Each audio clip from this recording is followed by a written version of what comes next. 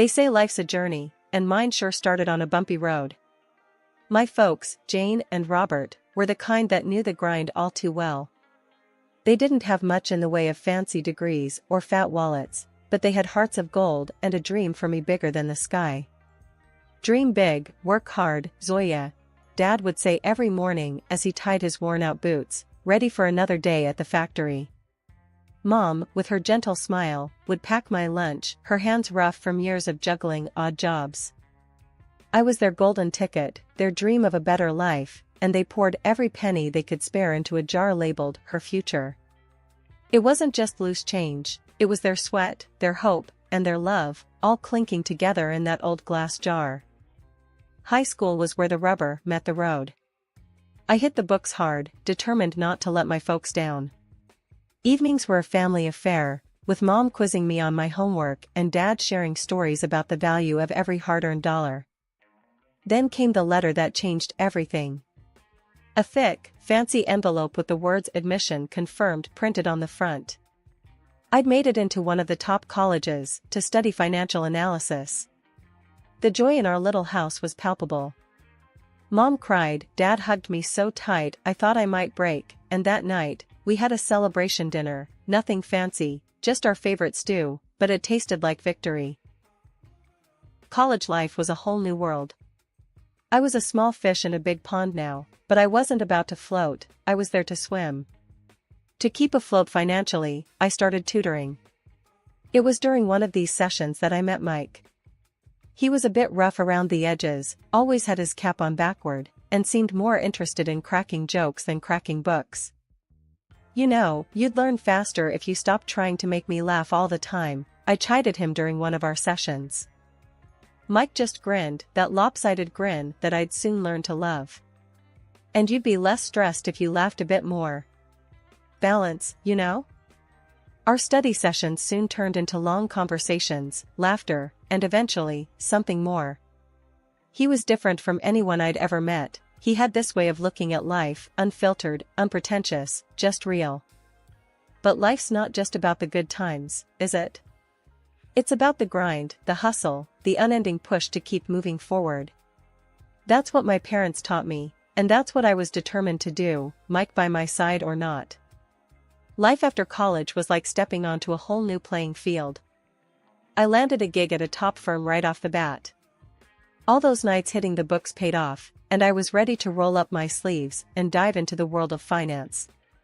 It was all high rises, sharp suits, and numbers that made your head spin. And let me tell you, it felt good. Real good. Mike, on the other hand, he was treading water. Jobs for him were like buses, you miss one, and you're waiting ages for the next. When he finally landed something, it was clear his paycheck wasn't gonna stack up against mine. At first, it hung in the air like a bad smell. Mike would come home, his pride a little bruised, and I'd be there, trying to lighten the mood.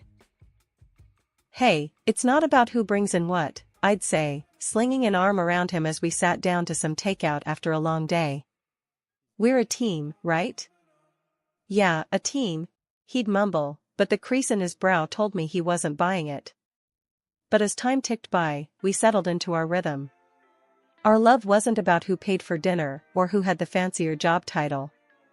It was about those quiet nights in, the laughter that filled our tiny apartment, and the dreams we whispered to each other in the dark.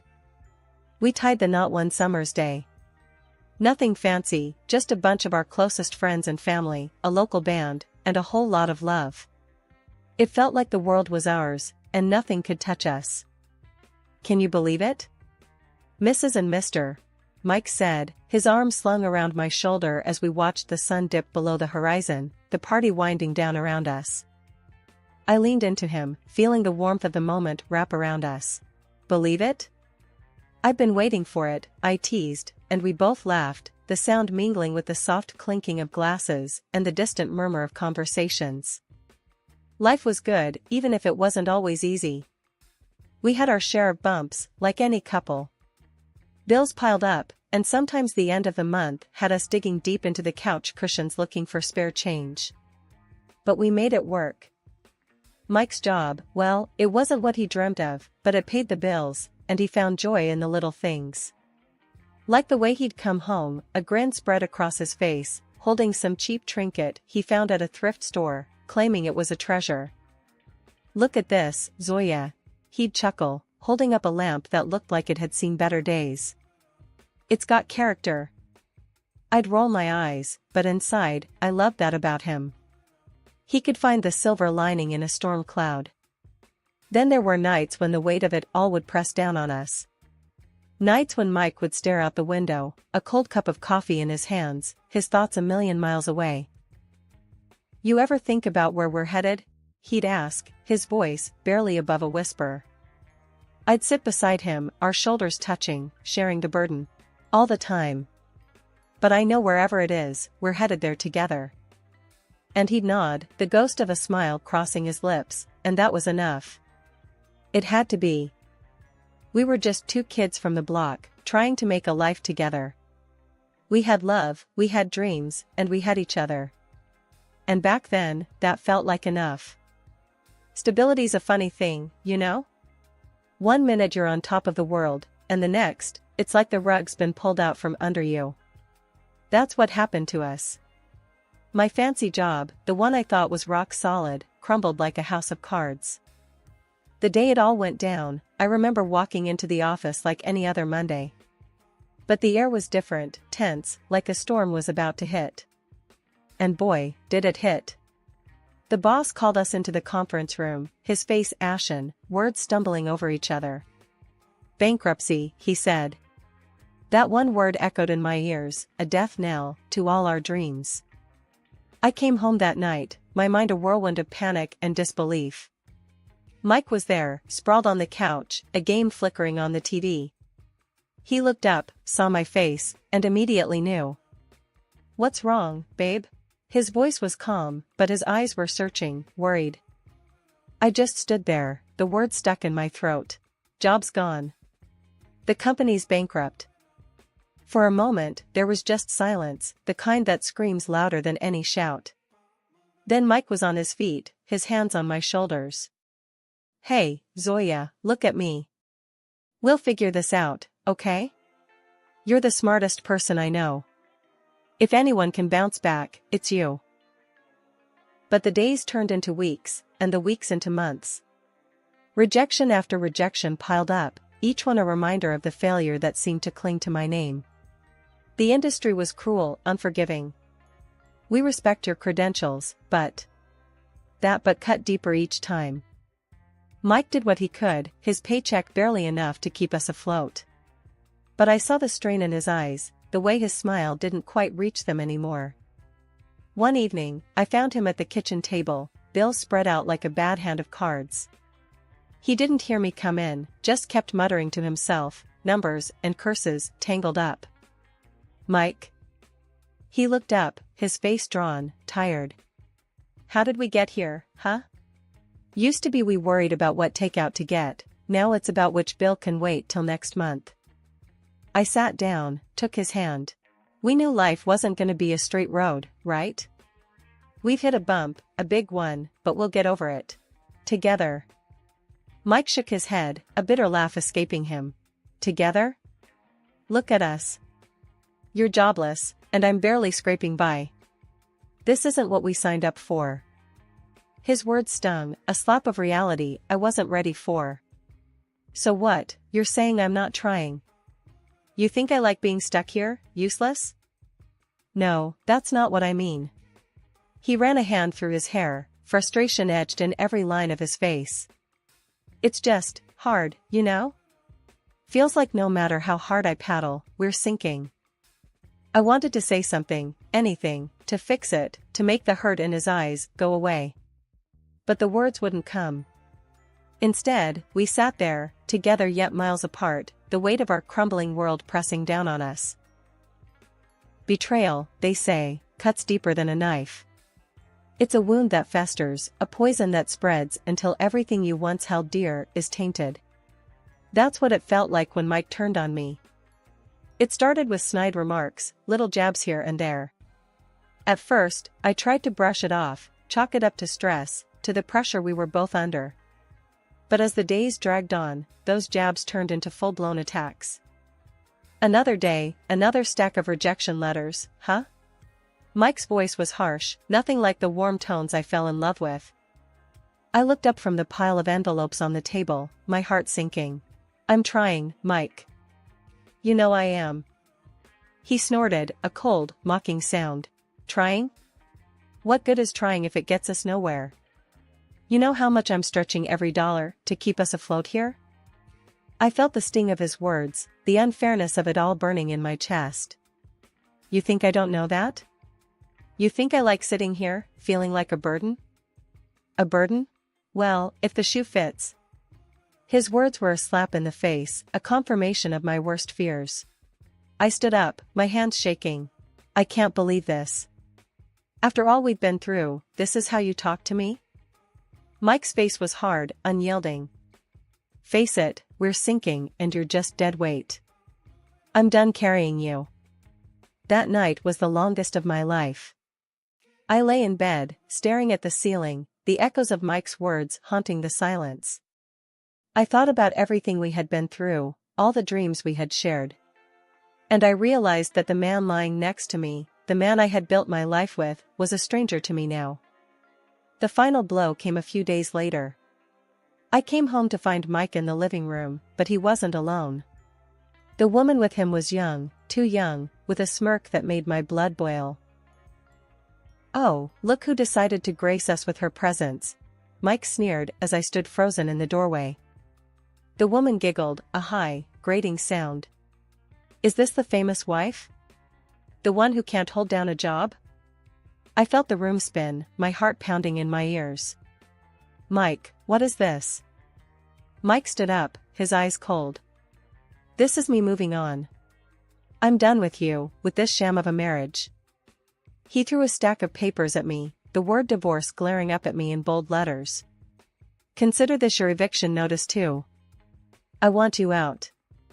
I looked from the papers to Mike, to the woman still smirking on the couch. I was numb, the pain too deep, too raw to comprehend. Without a word, I grabbed my coat and my bag, the life I had known slipping through my fingers like sand. Life has a funny way of kicking you when you're down, but it's also got a knack for throwing you a lifeline just when you're about to sink. That's what happened to me the day I wandered into Linda's salon, a place I used to frequent back in my better days. My mind was a mess, my heart in pieces. I must have looked a sight, sitting there on one of those plush chairs, staring blankly at the mirror, seeing a stranger looking back. Linda, with her keen eyes and kind heart, must have seen the storm brewing inside me. She approached, her step soft, her voice gentle.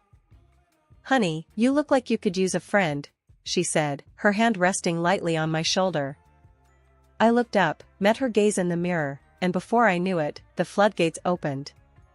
Words poured out, raw and unfiltered, the story of my downfall, my betrayal, my brokenness. Linda listened, really listened, her nods and soft murmurs a balm to my battered soul. When I finally fell silent, she gave my hand a squeeze. You know, Zoya, she started, her tone thoughtful, I've been looking for someone to help me manage this place. Business is good, but it's getting too much for just me to handle. I blinked, her words not quite registering. Me? Manage a salon? But I'm a financial analyst, or at least, I was. I know nothing about running a beauty salon. Linda chuckled, a warm, rich sound. Oh, honey, skills can be taught, learned. But character, grit, determination, now those are things you either have or you don't. And you, my dear, have them in spades. I stared at her, the offer sinking in. It was crazy, totally left field. Me, running a salon? But then, what did I have to lose? My career was in tatters, my personal life a disaster. I don't know what to say, Linda. I stammered, my mind racing. Say you'll think about it, she suggested, her smile reassuring. No pressure. But I've got a good feeling about this, about you. And hey, it comes with a place to stay. The apartment upstairs is vacant, and I'd be happy to cut you a deal on the rent. I was floored. A job and a place to stay? It was more than I could have hoped for in my darkest hour. It was a chance, a lifeline, a glimmer of hope in the endless night. Linda, thank you. I'll think about it, I promise, I managed to say, my voice thick with unshed tears. She gave my hand another squeeze. Take your time, honey. But remember, sometimes the best opportunities are the ones we never saw coming. I left the salon that day with a lighter heart than I'd had in months. The road ahead was uncertain, scary even. But for the first time in a long while, I felt like maybe, just maybe, I wasn't alone in this fight. Starting over ain't easy, especially when you're building from scratch. But sometimes, life gives you a second shot, and you've just gotta grab it with both hands. That's what I did at Linda's salon. It was a world away from the high-flying finance scene, but it had its own rhythm, its own pulse. And before long, I found myself getting into the groove of it. Linda was more than a boss, she was a mentor, a friend. She showed me the ropes, from managing bookings to handling the most colorful of clients. I threw myself into the work, letting it consume me, heal me. One day, after closing, we sat down, a couple of cold drinks in hand, going over the accounts. The numbers were looking good, better than good. You've got a real knack for this, you know, Linda said, her eyes sparkling with pride. I shrugged, a small smile playing on my lips. Guess I've always been good with numbers. And people. She nodded, taking a sip of her drink. It's more than that. You've got vision, drive. You've turned this place around. Heck, you're pulling in clients like I've never seen before. I chuckled, the sound surprising even to myself. Well, desperate times call for desperate measures. I just figured, why not try something new? What did we have to lose? Linda's smile widened. That's the spirit. And speaking of trying something new, I've been thinking. The way she trailed off, that twinkle in her eye, I knew she was onto something big. Out with it, Linda. What's cooking in that brain of yours? She leaned in, her voice dropping to an excited whisper. Expansion. This place is just the start. I'm thinking a chain, a brand. And I want you in on it. As a partner. The words hit me like a bolt of lightning. A partner. Me.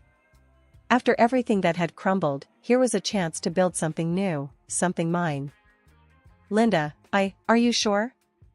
That's a huge step. She nodded, her gaze steady. I've never been sure of anything. You're not just rebuilding your life, you're helping me build my dream. We're a team, and together, we're unstoppable. I took a deep breath, letting the weight of her words sink in. This was it, a new chapter, a new beginning. From the ashes of my old life, here I was, rising, stronger, fiercer. All right, Linda. Let's do it. Let's build something amazing together. And we did. We worked hard, turning one salon into a chain of salons. Each new opening was a victory, a testament to our grit, our partnership.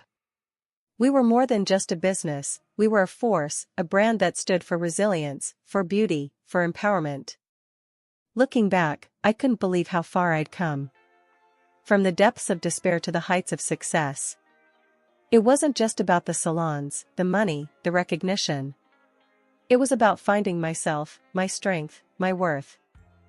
The warm, inviting atmosphere of the salon buzzed with energy, a stark contrast to the cold, unforgiving streets outside. I was there, in my element, wrapping up Mrs. Jenkins' hairdo, her laughter mingling with the soft tunes playing in the background. The salon, my pride and joy, was more than just a business, it was a sanctuary, a testament to my journey. Mrs. Jenkins, with her sharp wit and warm heart, was in the middle of one of her famous anecdotes when the door burst open, sending a draft through the room. The chatter dipped into silence as Mike, my past mistake, walked in, swagger in his step, that same arrogant girl from years ago, clinging to his arm. His laughter, loud and mocking, sliced through the calm. What's this? Zoya?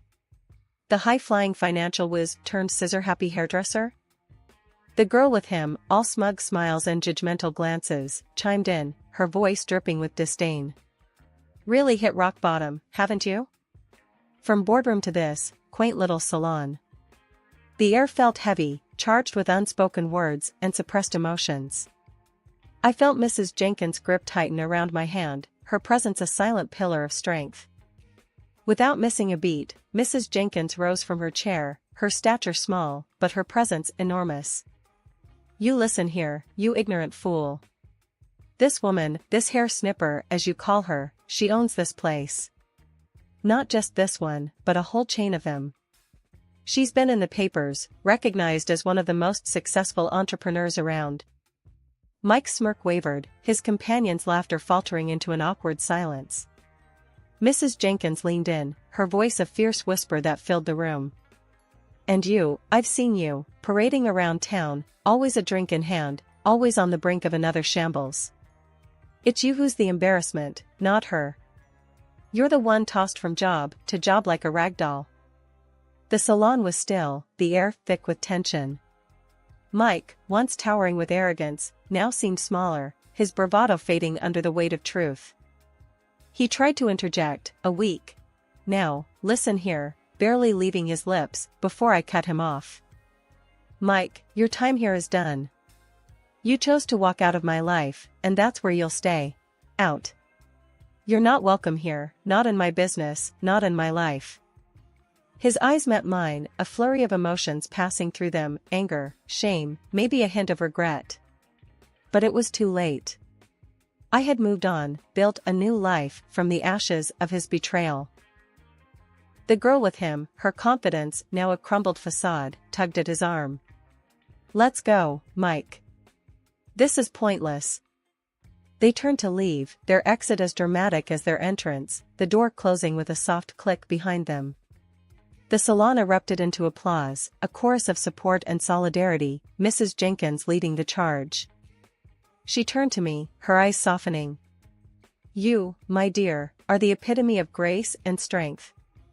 Don't you ever forget that." The room slowly returned to its rhythm, the incident fading into just another story to tell. I looked around, my heart swelling with pride. These walls, these people, were a part of my story, a narrative of resilience, of rebirth. After the door closed on that chapter of my life, the salon, my sanctuary, felt even more like a haven. Linda, ever the pillar of strength and wisdom, sidled up to me as I was tidying up for the day.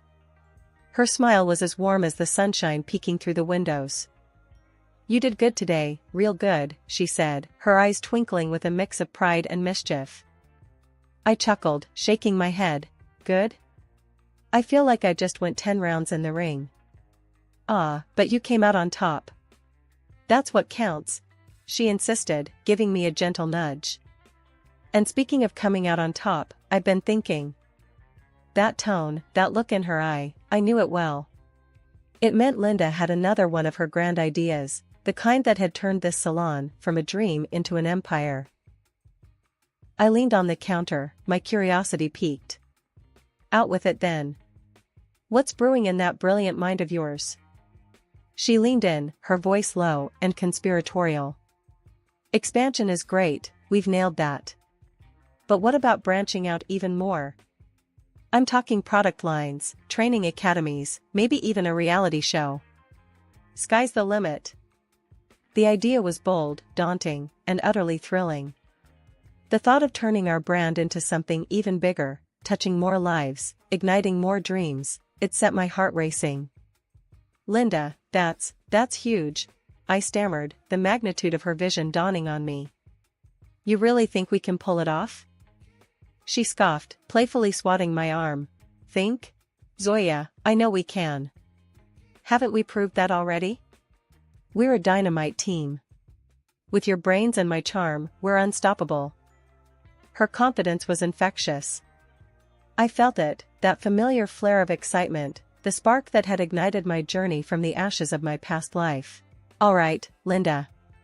Let's do it. Let's shake things up and see where we land."